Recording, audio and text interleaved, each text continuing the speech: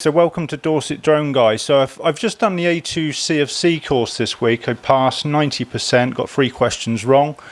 I think it was 30 questions. I assume those numbers add up. So I decided to do the A2CofC because I wanted to be able to use my drone to do a bit of commercial work.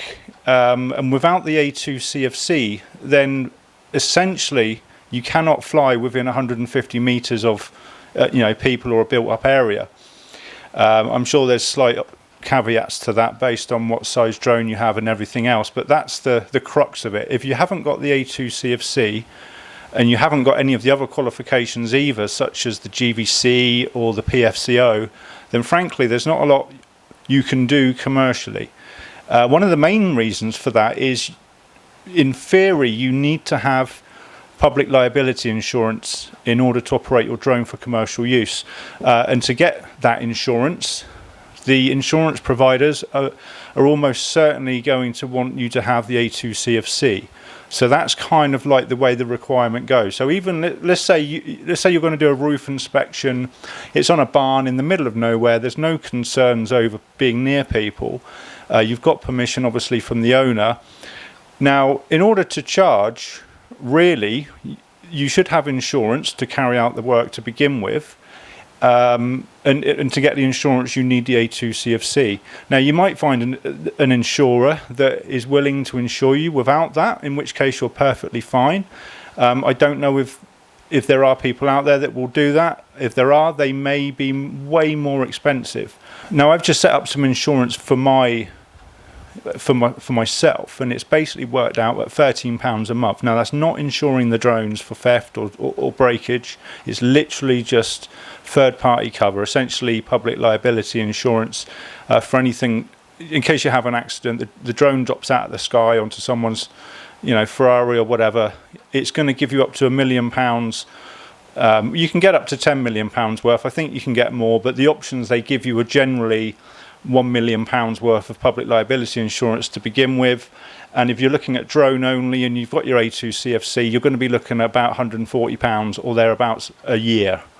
So I've done mine on the monthly thing, so there's a bit of interest in there, so it's £13 a month. So if you're thinking about doing the A2CofC, now I did mine with Flyby Technologies or Flyby Drones. My trainer was Dickie Bird. He's an he's ex-forces. I'm not sure if it was Navy or RAF, but he was a pilot. He's flown jets, helicopters, you name it, he's done it, and now he's into drones as well. So he's kind of like one of their main trainers there. Absolutely brilliant. We did it on the evenings. So basically last week, Monday evening, Tuesday evening, we did 2 hours, 7 till 9. On Wednesday evening, we did 7 till about 9:30. And then we finished it off this Monday. So there was a bit of a gap over the weekend. So on Monday, we really just spoke to Dickie to look at doing how we would go about taking the multiple choice exam. Now, I did that right away after Monday evening's Zoom call with the rest of the guys, and I passed it straight away. So super happy. It was really easy. Now, I know, obviously, I've passed, so it's easy to say it's easy. If I'd have failed, I'd have been gutted, and I'd have felt a bit stupid. But what I did is they give you everything you need to learn. They go through it all with you anyway on the Zoom calls. I spent yesterday, which was the Monday, I spent an hour before the Zoom call literally just going back through all of the training material and sort of skim reading it, but any numbers and things like that came up, I made sure that I read them multiple times and understood what I was reading. Because obviously, when you're trying to read through lots of stuff really quickly, you skim read it, but you're not taking it in. So when it comes to the things like the numbers, the distances, the voltages, the amperages, anything that's talking about numbers, that's what you want to remember. There was a question in the exam. I think I might have failed it, and it was to do with figuring out how long you would charge a battery for if it was a certain power. Now, I struggled with that. I knew how to figure it out, but I was struggling with the arithmetic, and I think I overthought it and got it wrong. Now, I didn't worry too much because I knew it was a 75% pass rate, so I knew I could get a few wrong, and I was so confident with most of them. There was only 2 or 3 that I didn't feel confident in. So when I got to the end, I thought about the questions again because I remembered what they were. I didn't need to click back through. I remembered the questions, and I thought to myself, well, do I know any better now than when I was looking at it a minute ago? And I'm like, no. I looked at it, I thought about it, I gave it my best shot, and I'm not going to change it now because I went with my gut. And at the end of the day, I don't know whether I got those 3 right or wrong because it doesn't actually tell you, but I know there was 3 that I got stuck on. The rest I went straight through. I looked at the answers, like, yep, it's that one. Next, yep, it's that one. And then looked over it again and made sure I hadn't read it wrong. I wasn't trying to rush it, but I didn't want to delay because I didn't want to take too long on any particular question because then obviously you might run out of time, which you're not going to because you've got, I think it's 75 minutes to do 30 questions. So you've got a couple of minutes per each one, which is plenty of time. So my advice is if you're thinking about doing the A2CofC, then crack on. It really isn't difficult. If you've been flying drones for a couple of years, let's say you've watched lots of YouTube videos, people like Ian in London, who's absolutely fantastic. He's one of the guys that I've learned so much from. I do watch a lot of channels, but I think I relate to him more because he's from this country. I do follow a lot of American people like Ken Heron. He's one of the big guys over there. When he used to go out filming all the various different sites, that was absolutely brilliant. Anyway, check out Ken Heron, brilliant. Ian in London also. There's lots of other people obviously out there. Geeks Varna, Mr. MPN, is it? I forget. But there's a lot of people putting out a lot of good information. Now the problem is, because of the way the regulations are, they're open to interpretation. When it comes to can I fly my drone over buildings, people, vessels, all this sort of thing. Now I'm not going to tell you whether you can or can't. But if you look at if you do the A2CofC, they give you all of the information and it lays it out quite clearly what you can and cannot do. Now, there is still a little bit of ambiguity in there because in theory you can fly over a building if there's no one in there. But how do you know if there's anyone in there? Now, at the end of the day, if you have an accident, it's the burden of proof effectively is on you to say, well, I took every care to make sure I wasn't putting anyone at risk, and I made sure there wasn't anyone in the building. Some people I've heard yesterday saying on various channels, well, at the end of the day, if it's a thick roof and it crashes into the roof, it's not going to penetrate the roof, so that serves as a barrier. And these are credible people saying these things. So at the end of the day, the way law works, not just with drone regulation law, is up to courts. Now the legislation is put out there and it's really up to the courts to decide how they're going to enforce it. If something's never been to court, then we don't know how strict they're going to be. Now if the first accident that ever happens where a drone lands on somebody's roof and it actually goes through the roof and causes damage and hurts a baby or something like that, then the courts are going to go crazy. And then we're all going to know we definitely don't want to be doing that.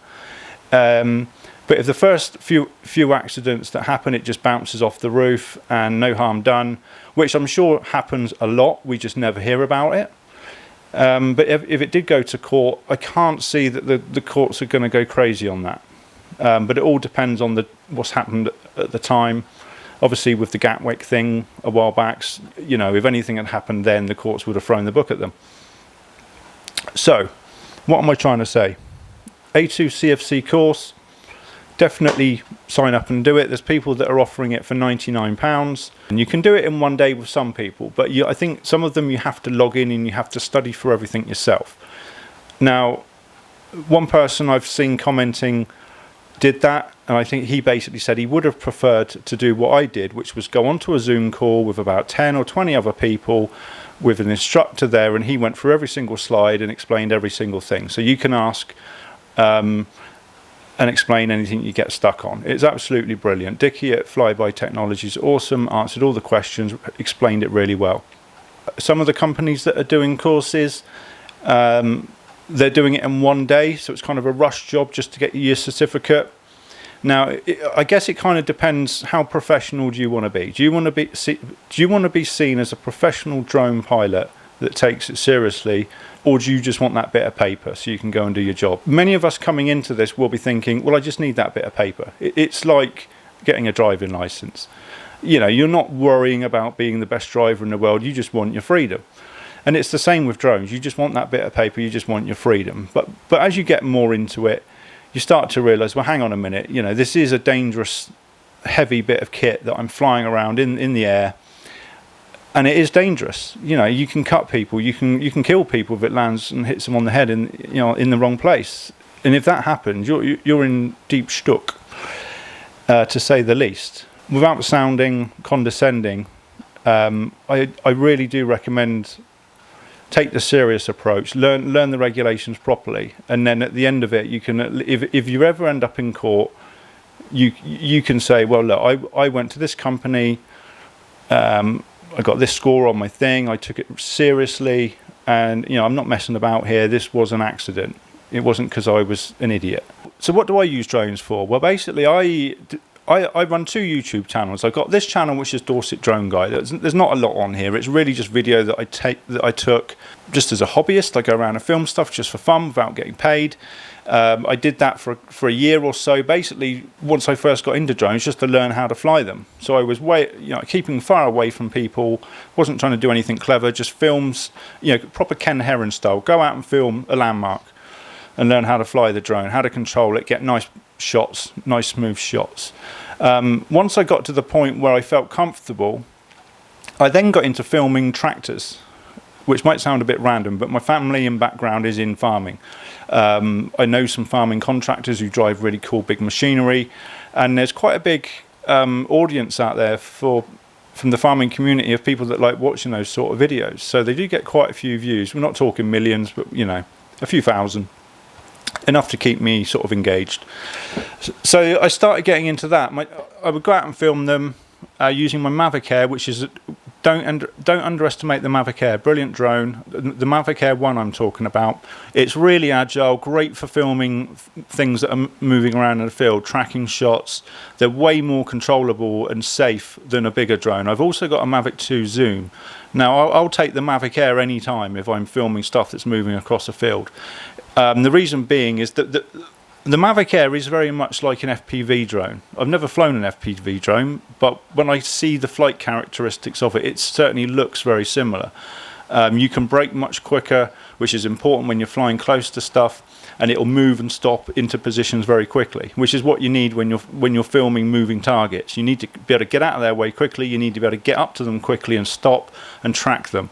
Now, when you're flying one of the bigger drones, you definitely cannot do that. Now, I'm sure there are people that say they can, but trust me, if we both went out in the same field filming the same thing and I had a Mavic Air and you had a Mavic 2, I guarantee I would get much better shots than you. Lower shots, I'd be able to drive between a hedgerow and a tractor while he's driving along. You definitely wouldn't want to do that with one of the bigger drones because you just run the risk of crashing so much more easily. So I use the Mavic Air, Mavic 2 Zoom, film farming videos, and I also like going out filming just scenery. Now, the reason I've done the A2CofC is because I want to start doing commercial work as well. Now, I know it's really hard to get, and it'll probably not work, but at least, I've had people ask me to do the odd job in the past, not enough to make a career out of, but I've had to say no, because I just said, look, I cannot do this legally. If I get caught, £5 fine, whatever. I'm not sure they ever enforced that, but the risk was always there, and I said no. I'm sure there are many people out there that don't say no and go out and do it anyway. Well, fair play to them. That's up to them. But like I say, that's not what I'm about. I want to keep things legal. I want to be seen as a respectable drone pilot, not some fly-by-night sort of guy. So yeah, so I've got my website, dorsetdroneguy.com. I've updated it recently, and I'm kind of basically put it out there, set up a bit of advertising that I'm going to be available to do roof inspections, building inspections, whatever. Because of my connections to the farming community, I'm also considering doing some kind of agricultural type stuff with the drones, like field mappings, crop mappings, assessing where they need to put on fertilizer and irrigation and all this sort of stuff. Now, I know there's people out there doing that already. It's not new, but in my area, certainly, I don't know anyone that's doing that at the moment. They're using lots of advanced technologies already. For example, when they pick up wheat and harvest and everything else, the crop flow monitor will be stored in the computer. So when they look at the yield, they will see which parts of the field yielded more than others. So then what they can do is they can put more nitrogen or whatever into that area of the field when they go back out next year. But that's sort of after the event. Now, using drones for that sort of thing, it's it's the same year, it's the same season. So you've got a crop in a field, and every couple of weeks or whatever it is, you fly the drone over, you map the field, and you pull that in the computer, and you can see the red spots where it's not growing as well as it should be. That's when you go out with the spinner or the sprays or whatever it is, and you apply it automatically to those areas. You then get the boost, and you get an even decent yield across the whole of the field. So you're not leaving anything behind. You're not reacting the next year to the previous year's data. You're reacting same year, which is obviously a big deal. So if anybody that knows me locally is looking to get into that sort of thing, doesn't have a drone, doesn't know anything about it, then I want to get into it. I've been doing a lot of research on it. I've not done it yet, but I know pretty much how to go about it, and it wouldn't take much to get up and running. So if somebody's willing to work with me on a trial basis, I just want to get into it. I want somewhere to be able to practice effectively. So basically first year would be practice. You know, I'll come out and do whatever mapping needs to be done, feed it into your computers, analyze it, and take it from there. And I can then use that as a case study on my website to say, okay, well, we did this and this was the outcome. We saw an increased yield, blah, blah, blah, blah, whatever the case may be. I can then use that as sort of marketing material to go to other farmers and contractors, everything else, and sell my services. So that's the way it works for me.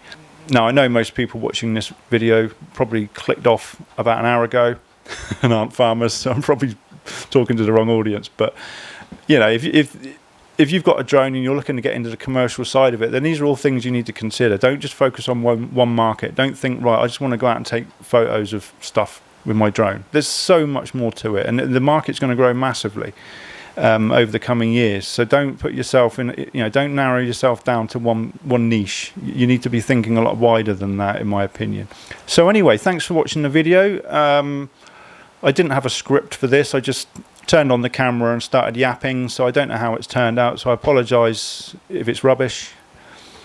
But if you'd like to hear more from me on any particular subject, leave a comment below and I'll be happy to talk on various subjects. I may do more videos like this on this channel over time, but I'm also going to put on more stuff of going, you know, once lockdown and all this sort of stuff's over, if ever that happens, start going out and filming some scenery and stuff again for this Dorset Drone Guy channel, as well as showing off, you know, doing roof inspections, various different techniques for different commercial uses of drones. That's kind of where I'm going with this channel, to try and push my Dorset Drone Guy business.